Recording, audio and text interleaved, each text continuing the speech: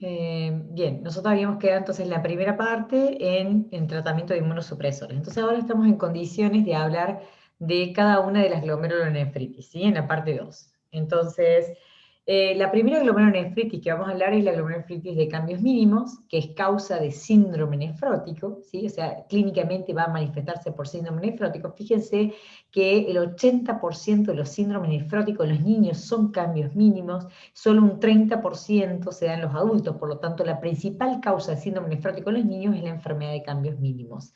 Tiene una característica que el síndrome nefrótico, cuando es cambio mínimo, aparece agudo. Bruscamente el paciente hace edema, proteinuria, espuma en la orina, edemas, etcétera, digamos, aparece bruscamente un día para el otro, ¿sí? Y hay cierto predominio por el sexo masculino.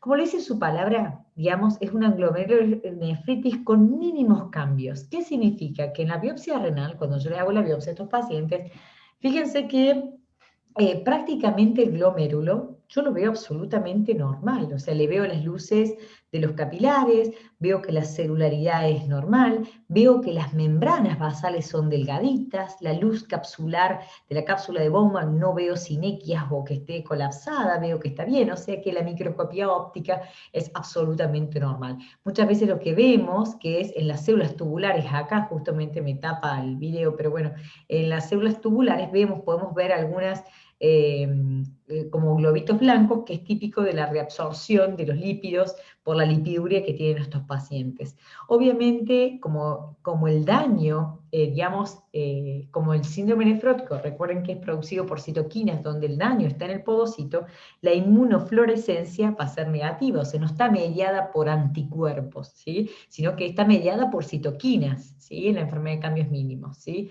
Y en la microscopía electrónica lo que vamos a ver, recuerden que la microscopía electrónica me permitía ver la ultraestructura, ¿sí? Ver dónde está el daño, si en los capilares, si en la membrana basal, que es esta verde, o en los podocitos. Y como yo les dije, si el paciente debuta con un síndrome nefrótico, el daño va a estar a nivel del podocito, mediado fundamentalmente por citoquinas en este caso.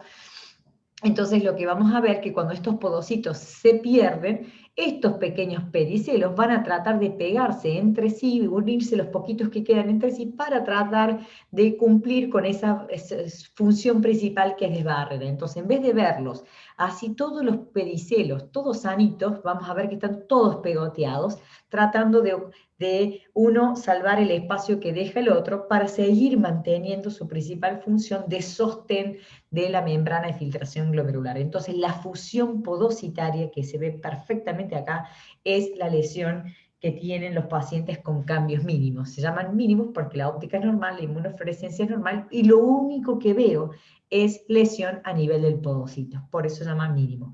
Esta lesión, esta fusión podocitaria es proporcional, directamente proporcional a nivel de proteinuria. Mayor proteinuria tiene el paciente, mayor fusión podocitaria, obviamente, ¿sí? Más daño podocitario vamos a tener. Fíjense que ahora todas las glomerulonefritis de cambio mínimo es un patrón histológico que puede deberse a una causa secundaria o primaria. O sea, hay ciertas drogas, como por ejemplo, digamos el interferón, como por ejemplo los antiinflamatorios, que pueden provocar una enfermedad de cambios mínimos. Neoplasias, como el linfoma Hodgkin, pueden provocar enfermedad de cambios mínimos. ¿Por qué? Porque la glomerulonefritis de cambio mínimo es un patrón histológico. Si es de causa secundaria, por ejemplo, un antiinflamatorio, sacando el antiinflamatorio, desaparece la glomerulonefritis. Cuando la causa no puede ser, digamos, identificada, eso se llama glomerulonefritis de cambios mínimos de origen primario. ¿Sí? ¿Está? ¿Cuál es el tratamiento de estos de glomerulonefritis? Siempre el tratamiento va a ser la nefroprotección. De eso, toda glomerulonefritis va a tener nefroprotección. Y vamos a tener el tratamiento inespecífico, que es el tratamiento de todo síndrome nefrótico. Si el paciente tiene edemas, va a ser ponerle diuréticos, ¿sí? Y el tratamiento específico va a ser la utilización, como les dije, de inmunosupresores. Fíjense que esta enfermedad, el tratamiento de primera elección son los corticoides. Los corticoides en estos pacientes con mínimos lesiones, donde la lesión está fundamentalmente en el podocito, fundamentalmente son muy sensibles a los corticoides, pero a altas dosis de corticoides, ¿sí? 2 miligramos por kilo por día. Recuerden que la dosis máxima de corticoides son de 60 miligramos día en lo que son los niños y 80 miligramos por día en lo que son los adultos. Normalmente empezamos con dosis altas, ¿sí? Estas dosis altas el primer mes, ¿sí? Y ya a partir del segundo mes empezamos a bajar de 2 a 1,5 miligramos kilo día, pero días alternos. Fíjense que es una enfermedad que tiene alta respuesta a los corticoides. A los 2 meses de tratamiento, el 100% de los niños ya han respondido con el tratamiento con corticoides. O sea, rápidamente tienen respuesta. Sin embargo, los adultos son mucho más reacios para responder, solamente un 75% logra el segundo mes, recién logra respuesta. O sea que hay un 30% prácticamente de adultos que no responden a los corticoides, a diferencia de los adultos, de los niños que son rápidamente respondedores, ¿sí? Recién cuando se alcanza la remisión, cuando hablamos de remisión es la desaparición de la proteinuria, ¿sí? Es ahí cuando empezamos a descender los corticoides. Los corticoides nunca se descienden, cuando empezamos altas dosis nunca se descienden rápidamente, sino que muy lentamente, de 5 miligramos, ¿sí?, por semana. ¿Cuál es el problema? Si bien la mayoría de estos niños van a remitir, tenemos casos de pacientes que si bien es una enfermedad con alta remisión, también una enfermedad con altas recaídas, o sea, el niño vuelve a recurrir, ¿sí? Ahora, tenemos que saber que hay tres situaciones que se pueden presentar en un paciente con cambio mínimo. Que el paciente sea un recaidor frecuente, que eso se define por 4 más episodios de cambios de síndromes nefróticos por cambios mínimos dentro de un año. Imagínense que tenga 4 recaídas en el año, o sea, prácticamente va a estar todo, lo tengo que tratar por meses, va a estar todo el año con corticoides altas dosis. Imagínense que un niño no puede hacer eso, ¿sí? Entonces, en esos casos, no podemos seguir utilizando corticoides y en esto tenemos que usar citotóxicos, como les dije, ciclofosfamida. O sea, tenemos que detener que ese paciente siga con recaídas frecuentes, porque con cada recaída va perdiendo función renal, ¿sí? El tema con la ciclofosfamida que siempre la tratamos de evitar en los niños, siempre la utilizamos solo en los recaidores frecuentes, porque puede provocar infertilidad, predispone a las infecciones y además predispone a futuros ciertos tumores como el cáncer de pulmón, el cáncer de vejiga. ¿Estamos? Y otra situación que se suele dar en los pacientes con cambio mínimo son aquellos que son pacientes que no responden a los corticoides, que son los corticoresistentes, que por más que estén a dosis alta de corticoides de 1 miligramo kilo, el paciente no baja su proteinuria, o sea, la proteinuria no baja, sigue estando por encima de 3,5 gramos, sigue en rango nefrótico. A estos pacientes corticoresistentes que se llaman, tenemos que usar inhibidores de la calcineurina, como es la ciclosporina o el tacrolimus. Y en los córticos dependientes, aquellos en las cuales están con tratamiento con corticoides, pero apenas les empiezo a bajar el corticoide, de 1 miligramo kilo le bajo a 1,5, como dice acá, y vuelven a recaer, vuelve a subir la proteinuria, esos son corticodependientes, o aquellos en que terminé el tratamiento y a los 15 días de que le saca el corticoide vuelve a recurrir la enfermedad, se llaman corticodependientes, sigue estando la ciclosporina como la opción, inhibidores de la calcineurina como la opción en estos pacientes. Entonces, en conclusión, los pacientes con síndrome nefrótico por cambios mínimos, es la principal causa de síndrome nefrótico en los niños, se llama mínimo porque lo único que veo es alteración en la microscopía electrónica.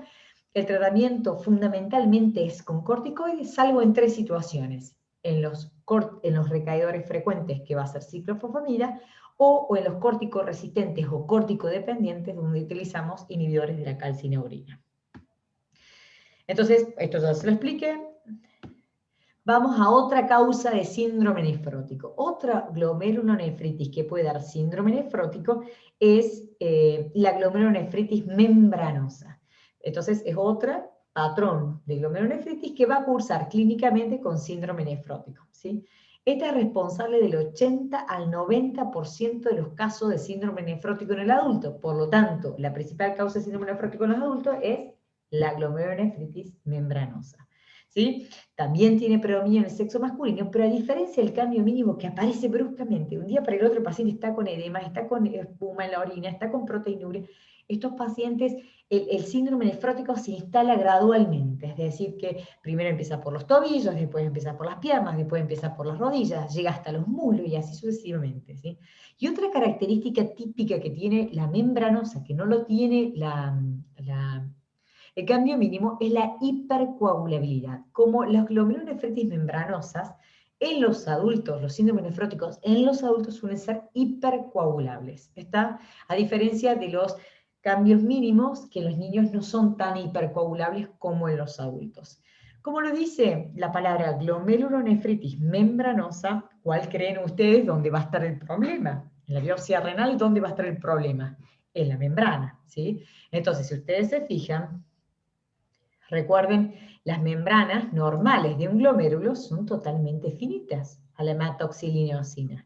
Fíjense cómo está la membrana en los pacientes con glomerulonefritis membranosa. Fíjense la membrana, miren qué gruesa que está, ¿eh? Miren qué gruesita que está como si estuviera pintada, como si estuviera con una fibra, ¿sí? O sea, esto es un engrosamiento de la membrana. Entonces, estos pacientes se caracterizan por un engrosamiento difuso y uniforme de lo que es la membrana basal, que ya lo puedo ver en la microscopía óptica, ¿sí? Pero evidentemente, si el daño está en la membrana, claramente que esto es mediado por anticuerpos. Y efectivamente, la inmunofluorescencia, ¿sí?, va a denotar que hay depósito de IgG en la membrana, ¿sí? O sea, vamos a ver depósito de IgG, o sea, ese tipo de inmunoglobulina en la membrana, lo cual certifica que es de origen inmunológico. Por lo tanto, en la microscopía electrónica, vamos a ver que dentro de la membrana, ¿sí?, entre el podocito y la membrana, que es este espacio subepitelial, ya estamos viendo que la membrana normalmente es así de clarita, pero ya la microscopía electrónica demuestra estos pequeños depósitos, estas bolsitas que están viendo acá, que son depósitos de inmunoglobulina, ¿sí? Y fíjense que obviamente vamos a tener fusión de los podocitos, no son los podocitos así como están. Obviamente que va a haber fusión podocitaria porque hay proteinuria, ¿sí? Pero el foco de lesión, más allá, si tengo proteinuria voy a tener fusión podocitaria, pero el problema está en la membrana, donde tengo depósitos de inmunoglobulinas que la microscopía electrónica puedo evidenciar el complejo, estos depósitos de complejos inmunes, digamos, donde hay IgG dentro de la membrana, ¿sí? Lo que sí quiero que sepan, que la mayoría de las glomerulonefritis membranosas, la mayoría son primarias, son inmunológicas, en el 65% de los casos. Pero en los adultos tienen que saber que siempre tenemos que descartar las formas secundarias, ¿sí?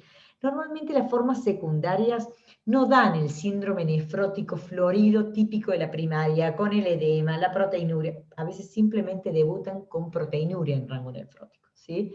Muchas enfermedades reumatológicas, lupus, artritis reumatoidea, la tiroides Hashimoto, la enfermedad de Graves, la enfermedad de mixto tejido conectivo, el síndrome de Sjögren, la cirrosis biliar primaria, el pemfigo de Bullos, todas las autoinmunes, si ustedes se fijan, pueden dar un patrón en el riñón de una glomerulonefritis membranosa. Pero los AINES también me pueden dar una membranosa. Pero lo que siempre quiero que recuerden, que cuando un adulto debuta, tiene una biopsia con una glomerulonefritis membranosa, siempre debo escreenear los tumores sólidos.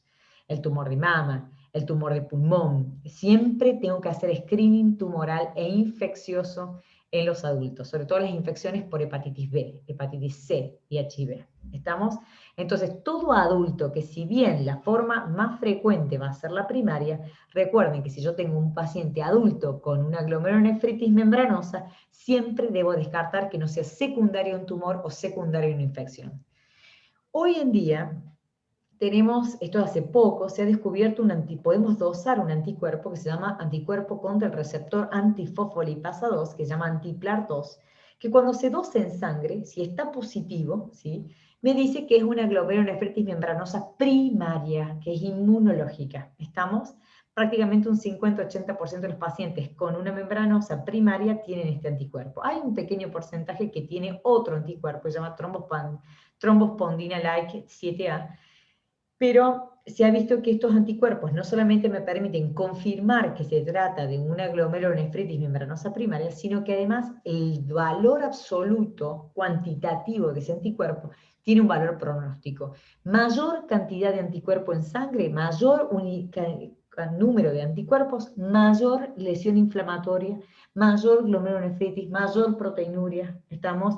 Y más agresivo tengo que ser en el tratamiento. Valores más bajos de anticuerpos, mejor pronóstico, mejor respuesta al tratamiento, menos proceso inflamatorio. ¿Está claro? O sea que En este caso tenemos una herramienta más, además de la biopsia renal, tenemos otra herramienta más que nos permite rápidamente identificar a la glomerulonefritis membranosa. ¿Cuál va a ser el tratamiento? Va a ser, tenemos siempre la nefroprotección, siempre lo digo, el tratamiento inespecífico, que va a ser de todo síndrome nefrótico, si tiene edemas diuréticos, obviamente no comer con sal, restricción de sal.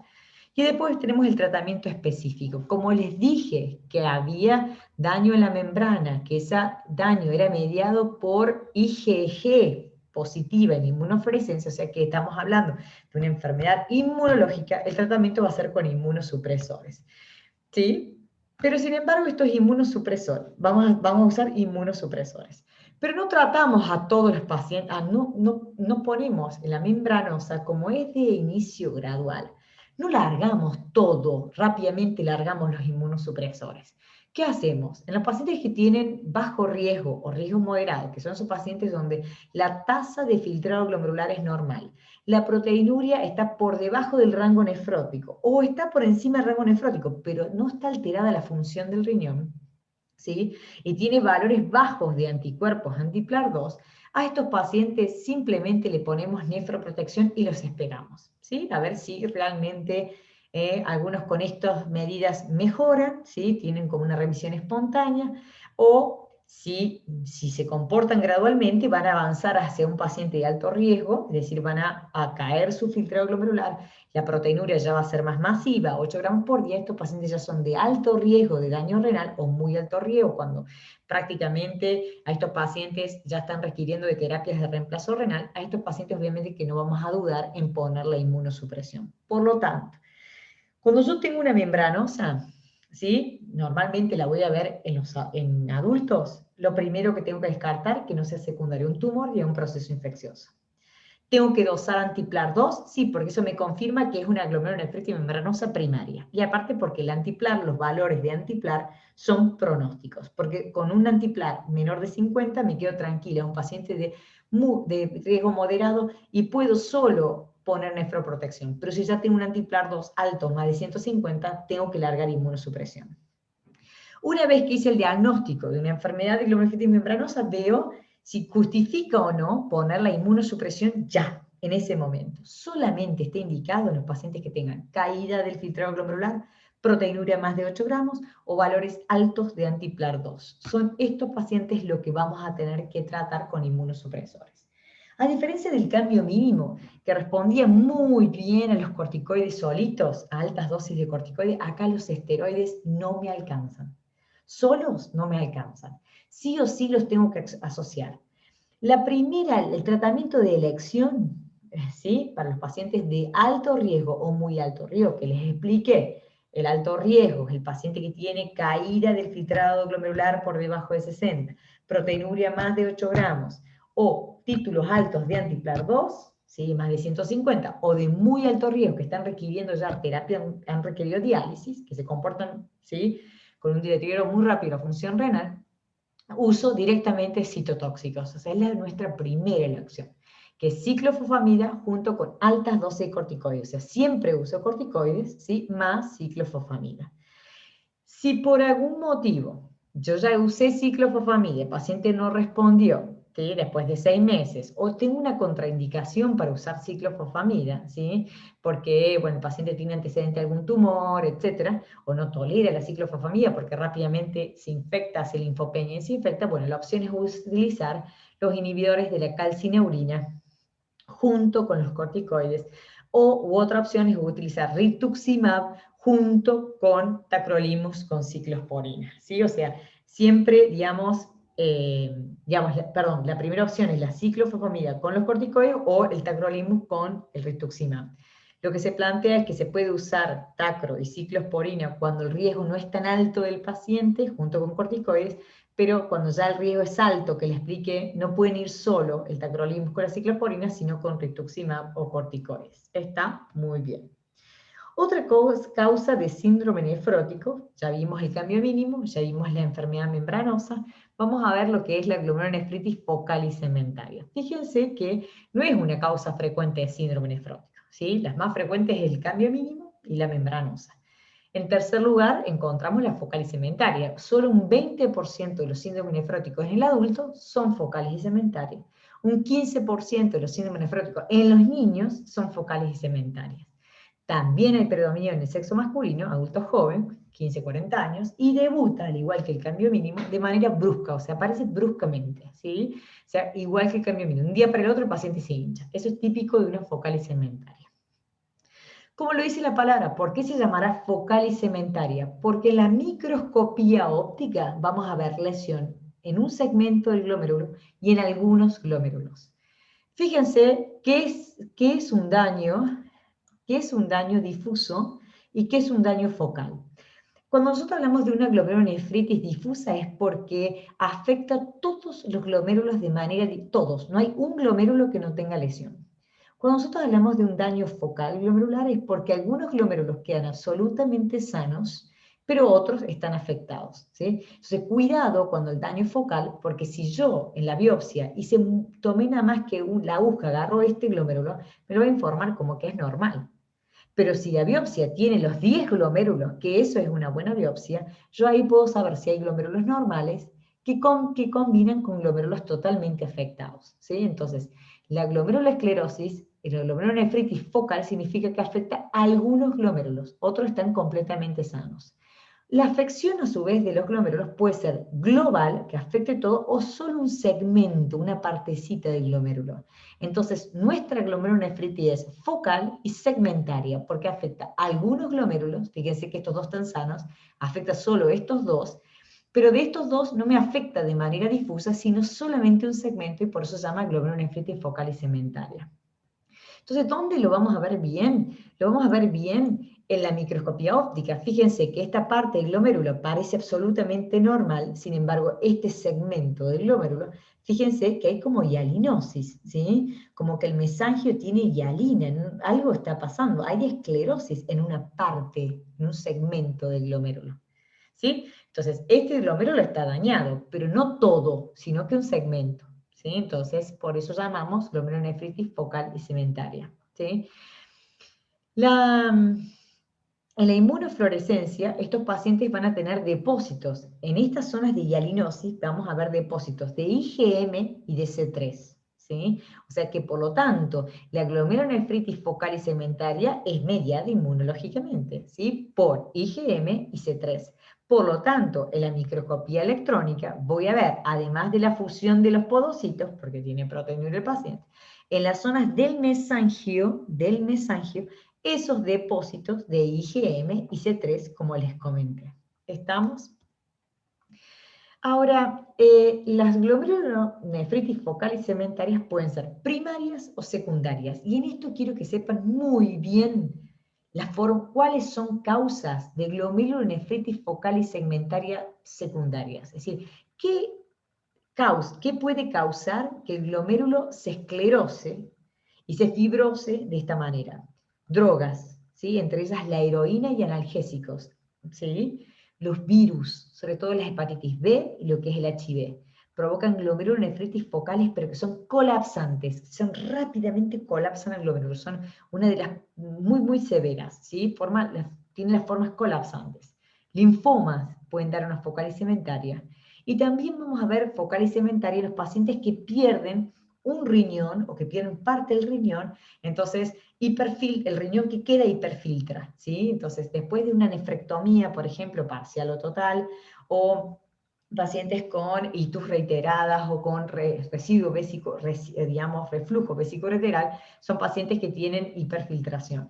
Pero puede pasar que tenga hiperfiltración con masa renal normal, o sea que no porque tienen los dos riñones, no tienen pérdida de la masa renal, sino que tienen los dos riñones, pero por la hipertensión que manejan hiperfiltran, por la obesidad que tienen hiperfiltran, o por la diabetes, por la glucosa descontrolada hiperfiltran. Entonces fíjense que enfermedades tan comunes como la diabetes, la hipertensión, la obesidad, si yo no las trato, van a conducir a una glomerulonefritis focal y segmentaria, ¿sí? Entonces, cuidado que este es un patrón histológico de ver en enfermedades muy comunes. ¿Estamos? ¿Cuál es el tratamiento específico? En realidad el tratamiento inespecífico general va a ser la nefroprotección, porque es una glomerulonefritis, voy a tratar de bajar la hiperfiltración. IECA, bajo consumo de sal, el tratamiento inespecífico del síndrome nefrótico, es decir, el edema, la hipoliminemia, con diuréticos, y después tenemos el tratamiento específico. Como es mediada por IgM y C3, por lo tanto es inmunológica, y el tratamiento va a ser utilizar inmunosupresores. Esta enfermedad, la primera línea de tratamiento, fíjense que es como debut agudo, el tratamiento va a ser inicialmente de primera línea con corticoides, a altas dosis, 1 miligramo kilo día, ¿sí? El total de tratamiento, recuerden que la dosis máxima de corticoides es 80 miligramos por día, y otra cosa que el tiempo máximo que un paciente puede estar con 1 miligramo kilo día no puede superar los 4 meses, ¿sí?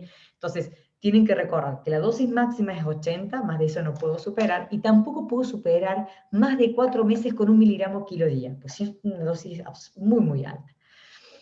El tratamiento es por 6 meses, y en los pacientes que son corticoresistentes, lo mismo que en el cambio mínimo, utilizamos los inhibidores de calcineurina, ciclosporina o tacrolimus, para lograr valores en sangre de inmunosupresores, de ciclosporinemia, que se llama entre 100 y 175, y valores de tacrolinemia o FK entre 5 y 10. ¿Está? Entonces, fíjense que el tratamiento más o menos es similar al del cambio mínimo. Lo que pasa es que las tasas de remisión no son del 100% o del 75% como tenía el cambio mínimo, sino que es mucho menor.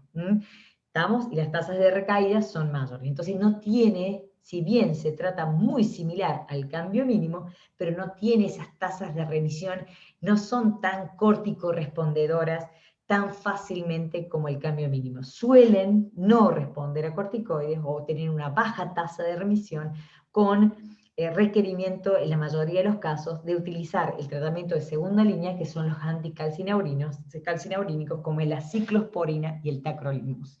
Entonces, quedó claro entonces el síndrome nefrótico. Teníamos el cambio mínimo, teníamos la membranosa y teníamos la focal y segmentaria. Cambio mínimo y focal y segmentaria se tratan similar, pero responden de manera distinta, ¿sí? Se presentan en pacientes distintos. Y la membranosa, recuerden que no alcanzan los corticoides solos, necesito asociar corticoides con ciclofosfamida o necesito asociar como de segunda opción algún anticalcineurínico con rituximab. O sea que normalmente el tratamiento de primera línea en la membranosa es la ciclo con el corticoide, pero en el corticoide solo no me sirve. Ese es el concepto más importante. Bien, ahora ya entendimos las 3 patrones de glomerulonefritis que cursan con síndrome nefrótico. Vamos ahora a las glomerulonefritis que cursan con síndrome nefrítico. La patognómica, la típica, es que cursa con síndrome nefrítico, es la glomerulonefritis post-streptocóxica o proliferativa endocapilar difusa. Si es difusa, afecta todo el glomérulo, ¿sí? Todos los glomérulos, ¿sí? No un solo, no focal, algunos sí, unos no, todos en general.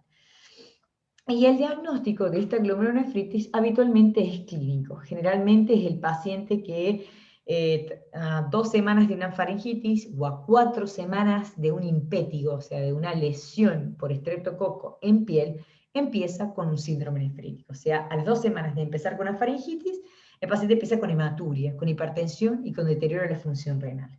Y esto normalmente, el estreptococo, no es cualquier estreptococo que provoca síndrome nefrítico, o sea, es el estreptococo beta hemolítico del grupo A, que es la cepa nefritogénica, es la responsable de producir esta glomerulonefritis. Entonces, el diagnóstico es clínico por el tiempo. Pasaron 2 semanas de una infección y ahora está con síndrome nefrítico. Eso es un criterio por el cual establecemos el diagnóstico y no nos hace falta la biopsia. Y el otro criterio es que estos pacientes, si nosotros le tomamos en sangre, dosamos los anticuerpos antiestreptococo, que se llama antiestreptolicina, o van a estar altos, ¿sí? Y el C3, que es uno de los complementos, como es un fenómeno inmunológico, obviamente va a consumir complemento, va a tener C3 bajo, ¿sí? Ambos parámetros a los 3 meses se normalizan. Los anticuerpos, como el C3 bajo, se normalizan. Por lo tanto, es una enfermedad que es de origen autolimitado. O sea, que pasan los 3 meses y el paciente tiene una recuperación ad integrum. Entonces, entre que el tiempo que pasa de una infección a el tiempo que pasa la infección a que aparezca el síndrome nefrítico, más el dosaje de los anticuerpos, antistreptolicina y C3, se hace el diagnóstico, no hace falta la biopsia, ¿sí? ¿Cuándo hacemos la biopsia? Cuando, por ejemplo, el C3 no se normaliza y persiste bajo después de los 3 meses. O el sedimento está persistentemente alterado, hematuria, ya después de los 3 meses, después de los 6 meses ya debería haberse todo corregido, y sigue con sedimento activo. La proteinuria, que debería estar en un rango no nefrótica, ¿sí? De golpe se transforma en un rango nefrótico. En esos casos vamos a biopsiar, y lo que vamos a ver, si es una glomerulonefritis postestreptocóxica, es que todo el glomérulo, fíjense que prácticamente no veo la luz de los capilares glomerulares. Fíjense, este era un glomérulo normal, donde veo las luces de los capilares, fíjense las pocas células que hay, y comparen con este glomérulo, donde prácticamente no veo las luces de los capilares, veo la expansión del mesangio, o sea, tanto por matriz como células mesangiales, los neutrófilos, veo neutrófilos que están dándose a la hipercelularidad, fíjense lo que es, acá también lo pueden ver en mayor magnitud, lo que es una biopsia renal de una glomerulonefritis postestreptocóxica. ¿Está? Obviamente que como es mediada por anticuerpos, vamos a ver en la inmunofluorescencia depósitos de IgG, antistreptolicina, y de C3. ¿Sí? Y en la microscopía electrónica, por supuesto, vamos a ver los depósitos densos subendoteliales, ¿sí? Porque el daño es endocapilar, HAMS subepiteliales por debajo de los podocitos, y prácticamente no se ven las luces de los capilares. ¿Sí? Muy bien. Entonces, ¿cuál es la glomerulonefritis patognómica del síndrome nefrítico? La glomerulonefritis postestreptocóxica. ¿Cómo es el diagnóstico? Sí, lo confirmo por una biopsia, pero el diagnóstico es clínico. Bien, y ahí tienen los 2 motivos por los cuales es clínico. Con respecto al síndrome urinario, ¿cuál es la glomerulonefritis que más se manifiesta como un síndrome urinario aislado? Un poco de proteinuria, un poco de hematuria y nada más. Silente por lo demás, es la glomerulonefritis por IgA. ¿Que a futuro esta IgA termine en un síndrome nefrítico? Sí, puede pasar, pero la forma más frecuente en la que yo detecto la enfermedad es simplemente por un síndrome urinario aislado. La glomerulonefritis por IgA es la glomerulonefritis más frecuente de todas. ¿Cuál es la principal glomerulonefritis? Es la glomerulonefritis por IgA. ¿Tiene predominio por el sexo masculino? Sí, y se da en adultos jóvenes también. Forma de presentación más frecuente de un IgA, síndrome urinario aislado. Hematuria y proteinuria aislada, siempre subnefrótica. Pero ¿cuál es la diferencia con la postestreptocóxica, que también puede dar un nefrítico como la IgA? Que la hematuria de la IgA se presenta a las 48 horas después de un proceso infeccioso, faringitis, diarrea, lo que quieran. A las 48 horas de un proceso infeccioso el paciente empieza con sangre, ¿está? Solo sangre. En cambio, en la postestreptocóxica, la sangre aparece a los 15 días de haber tenido una faringitis. Entonces, fíjense el tiempo en el que la infección y la glomerulonefritis se desarrolla, es muy importante, porque es diagnóstica para la postestreptocóxica si es después de los 15 días. Como le dice su palabra, es una glomerulonefritis, se llama IgA, porque lo que va a predominar es la IgA, y va a predominar la IgA tanto en sangre como en la biopsia renal. Entonces, en la biopsia renal, lo que vamos a ver es expansión del mesangio, ¿sí? Tanto a predominio de la matriz como del celular, y en la inmunofluorescencia lo que vamos a ver, fíjense lo que es el mesangio, prácticamente no se ven tan las luces de los capilares endoteliales, vemos la fusión de los podocitos, pero fíjense el mesangio, la cantidad de estas estructuras como lesiones densas o complejos densos que no son más que conglomeraciones de IgA, ¿sí? Entonces, además de que puede tener IgG, C3, obviamente otros anticuerpos, lo que va a predominar es la IgA, por eso se llama glomerulonefritis por IgA. La glomerulonefritis por IgA es un patrón histológico que puede ser primario, o sea, meramente inmunológico, que tiene un nombre propio que se llama enfermedad de Berger, o puede ser secundario, es decir, que hay ciertas enfermedades como la hepatitis, la cirrosis, o del tubo gastrointestinal, como es la colitis ulcerosa, la enfermedad de Crohn, y ciertos virus que pueden tornar, digamos, dentro de su proceso infeccioso, dentro de la cirrosis, podemos encontrar que pueden provocar daño por IgA a nivel renal. Cuando la causa no es secundaria, no es por una cirrosis, no es por una colitis ulcerosa, les decimos que la IgA es de origen primario inmunológico, se llama Berger. Sí quiero aclarar algo, que se considera que cuando la glomerulonefritis de origen primario es de daño exclusivamente renal, se llama enfermedad de Berger. Pero cuando esa glomerulonefritis por IgA primaria se asocia no solo a compromiso renal, sino a la aparición de lesiones a nivel sistémico, como es la artritis, el dolor abdominal o la púrpura palpable, y que yo le hago la biopsia de la piel en esas lesiones purpúricas y me viene depósito de IgA, eso ya se llama enfermedad de Schönlein-Henoch. Muchos consideran que es la misma enfermedad, pero cuando solo está limitada en el riñón, se llama Berger. Cuando esa glomerulonefritis IgA primaria tiene lesiones sistémicas asociadas, se llama Schönlein-Henoch. El tratamiento de estos pacientes es fundamentalmente la nefroprotección, porque la mayoría cursa con síndrome urinario aislado. Salvo en los pacientes que tengan deterioro de la función renal, hipertensión, por lo tanto se están comportando como nefríticos, con una proteinuria mayor a 1 gramo, a estos pacientes están indicados los esteroides o la prednisona por un total de 6 meses. Pero se ha visto que los pacientes que tengan filtrados glomerulares por debajo de 30, no tiene sentido, por más que tengan hipertensión, fallo renal, proteinuria, los esteroides no tienen beneficio. Solamente se benefician los pacientes que tengan ya los criterios de un síndrome nefrítico o la proteinuria más de 1 gramo, pero siempre y cuando la tasa de función renal esté por encima de los 30. ¿Estamos? Entonces, con respecto al síndrome nefrítico, ustedes saben que la ideal es la patognómica, es la glomerulonefritis postestreptocóxica, diagnóstico es clínico.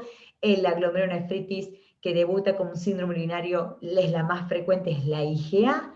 Puede dar un nefrítico, sí, en esos casos está indicado, lo llamamos, el tratamiento con corticoides. Y se llama IgA porque lo que predomina es la IgA en sangre y en la biopsia renal. Ahora vamos a hablar de la glomerulonefritis mesangiocapilares, que como a mí me gusta, o membranoproliferativas, que son las llamadas grises, que les dije. Cuidado con estas que son grises, porque pueden tomar cualquier forma de presentación clínica, como un síndrome urinario, hematuria, proteinuria aislada en el 35% de los casos, como un síndrome nefrótico en el 35% de los casos, como un síndrome nefrítico en el 20% de los casos y en un 10% rápidamente progresivo. O sea que pueden adoptar cualquiera de las formas. Fíjense lo que es la biopsia renal. Si es mesangiocapilar, ¿dónde está el problema? En el mesangio, claramente. Ven que no se ven las luces de los capilares. Las luces de los capilares prácticamente están ocluidas. El mesangio está totalmente expandido. Y no solo a partir de la matriz, sino a partir también de la celularidad. O sea, veo expansión mesangial por hipercelularidad y por expansión de matriz. En la inmunofluorescencia, fíjense que hay depósito de C3 intenso, por lo tanto, estamos hablando de que es inmunológica. Estamos de que es mediada por el sistema del complemento. A su vez, estas mesangiocapilares pueden ser primarias o secundarias. Fíjense que dentro de las formas secundarias, quiero que recuerden la hepatitis C. El virus de hepatitis C en el 80% de los casos me da esta glomerulonefritis, que es la mesangiocapilar. Siempre que tuve una mesangiocapilar, serología para hepatitis C. ¿Estamos? Otras causas son la endocarditis postinfecciosa, el HIV, el lupus, el Sjögren, crioglonemia, neoplasias, como linfomas, leucemia linfocítica crónica, timoma, hipernefroma. ¿Está? O sea que las neoplasias también me pueden dar una mesangiocapilar, ¿sí? Estas mesangiocapilares se clasifican en 3 tipos de acuerdo a la microscopía electrónica, es decir, de acuerdo a dónde vemos eso, como era mediada por C3, ¿sí? Tenían C3 intenso, además de IgG y IgM, ¿dónde están esos depósitos? ¿Sí?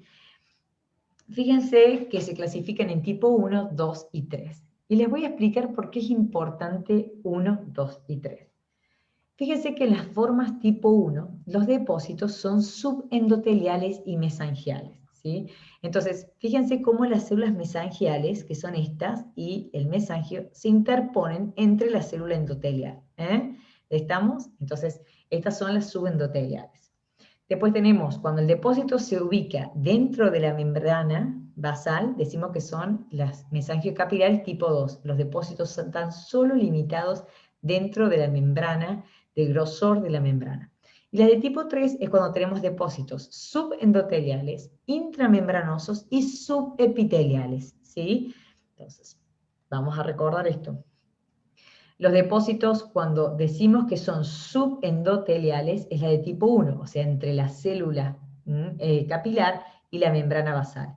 Cuando los depósitos están dentro de la membrana, son los tipo 2.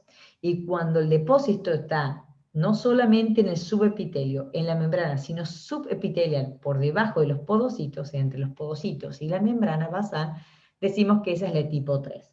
¿Por qué es importante diferenciarla? Porque la de tipo 2 cuando este diagnóstico es muy importante porque por más que le ponga un riñón nuevo va a recurrir en el 80% de los casos. Entonces, en estos casos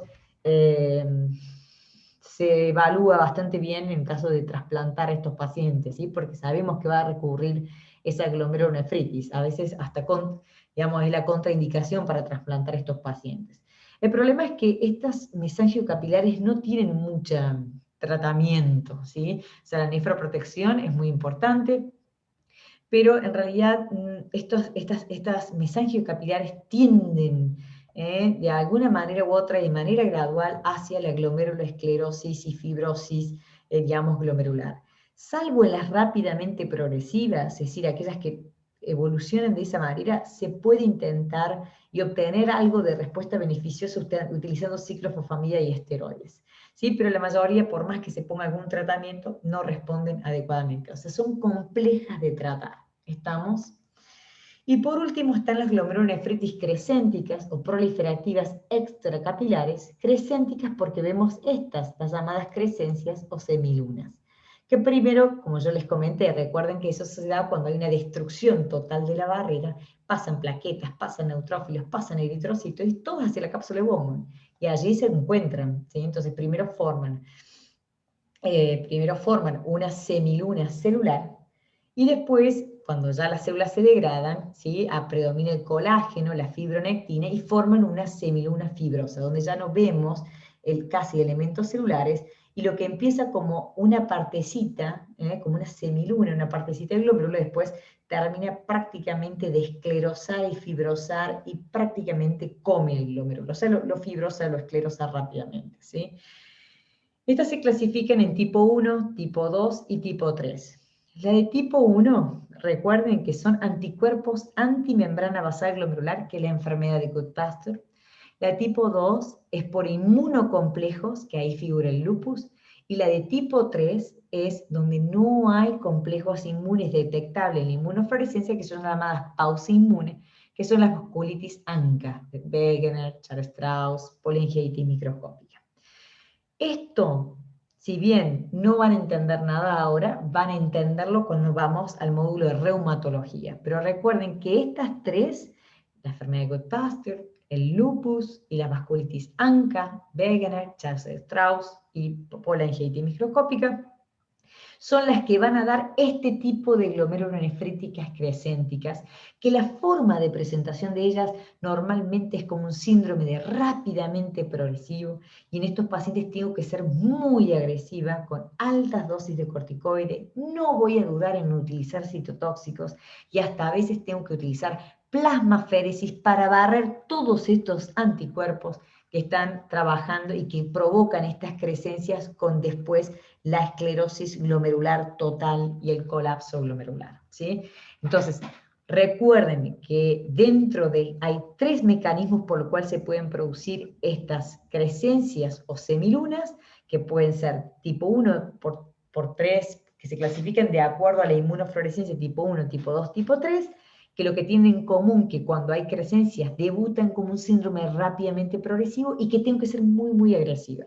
Alta dosis de corticoides, citotóxicos como la ciclofosfamida y a veces hasta plasmaféresis. O sea, tengo que poner un tratamiento tipo diálisis que barre los anticuerpos para frenar la producción de estas crescencias.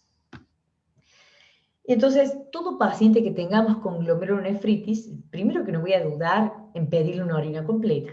¿Está? O sea, ¿cuáles son los estudios que le pedí a un paciente que yo sospecho una glomerulonefritis? Una línea completa para ver si hay hematuria, si esa hematuria es glomerular, o sea, es dismórfica. Después le voy a pedir una orina 24 horas para ver cuál es el filtrado glomerular y el nivel de proteinuria, es en rango nefrótico o no en rango nefrótico. Esta caída en la tasa de filtrado glomerular, hay deterioro en la función renal, porque no es lo mismo tener una glomerulonefritis con función renal normal y proteinuria estable que tener una glomerulonefritis con alteración de la función renal. Una ecografía para ver si esa glomerulonefritis puede haberse instalado sobre un riñón crónico, hay signos de cronicidad, ¿sí? Como el riñón está reducido de tamaño, como que la corteza está bien ecogénica en la ecografía, son signos de cronicidad. Y siempre recuerden que la serología para HIV, hepatitis C, hepatitis B, es algo que siempre debemos recordar pedir. El complemento del C3 y C4, ya les voy a explicar, y el antiplar2 cuando sospechamos una membranosa, ¿sí? Porque nos permite rápidamente confirmar que es una membranosa. Ahora, ¿por qué es tan importante recordar pedir la serología C3 y C4? Porque estas 1, 2, 3, 4, 5, 6 son las 6 causas de glomerulonefritis que cursan con complemento bajo, que son las membranoproliferativas tipo 1, que con depósitos subendotelial, las membranoproliferativas tipo 2, que son las intramembranosas, la postestreptocóxica, que se acuerdan que era C3 bajo, las posendocarditis, la lúpica, fundamentalmente C4 bajo, y las crioglobulinemias.